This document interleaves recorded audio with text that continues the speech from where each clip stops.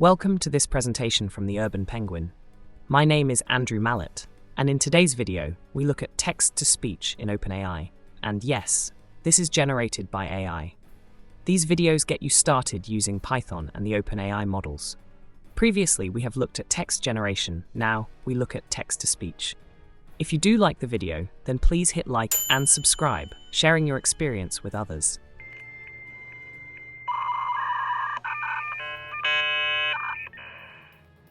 Hey, look, I am back. It is me. I haven't morphed into someone else.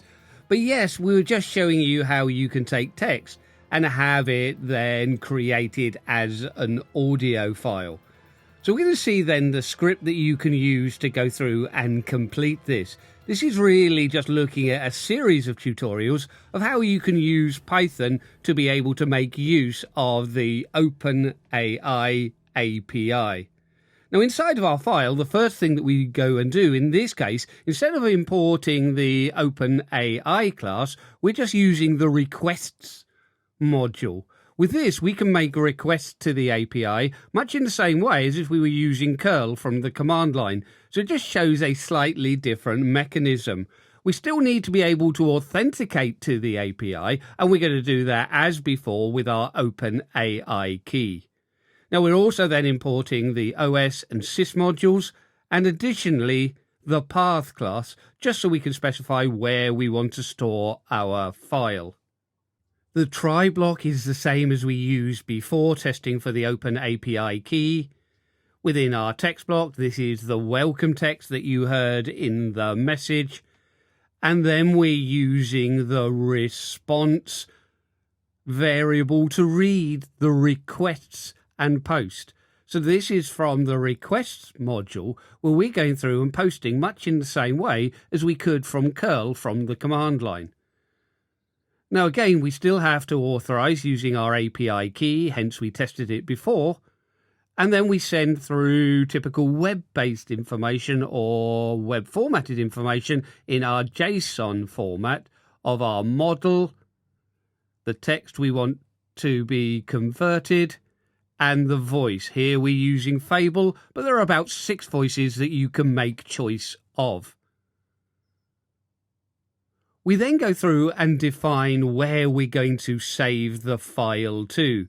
So you can see the variable speech file path, and then we iterate through the content coming back, response.iter content, so we can read it bit by bit. We're opening the file for writing and in binary format. We iterate through the content in the specified chunk size and then write each chunk through to our open file. So this is a way of being able to stream the content down, and then we just write a message to say that we have created the audio file. So this is it on my host system, but as always, we are going to test it on the Raspberry Pi. So let's dive out and take a look. Now, at the moment, I haven't started up my virtual environment, as we talked about before, especially when we're adding in modules. We don't necessarily want to add them to the system, so we can add them to our virtual environment. So first, we're going to set up the virtual environment. It's already created. I just need to activate it, and I need to get my fingers working. So make sure we activate it. And then as we go through, we can run our pip install, making sure that we've got the requests module installed. That's already installed, so it must have been part of my system. So we are good to go with this. So let's take a look at our script. When we go through and open it up, again, I'm just going to open it up at the command line so we can go through and use Vim. You can use any editor that you want. And of course, you could use PyCharm if you've got the graphical environment up and running in Linux.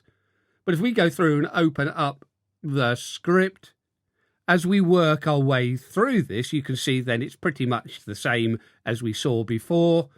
But looking at the text input now, we've just grabbed something from the Gettysburg Address.